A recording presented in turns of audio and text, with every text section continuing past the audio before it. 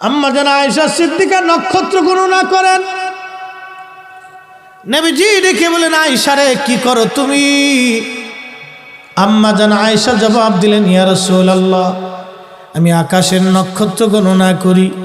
আল্লাহর নবী ডাক দিলেন, আয়েশা রে শোনো, আকাশের নক্ষত্র কেউ কি কোনোদিন গণনা করে শেষ করতে পারবে? আম্মা জান বলেন, হুজুর তাহলে বলুন, আকাশের নক্ষত্র তুল্য নেক আমল কারো আমল নামায় আসেনি?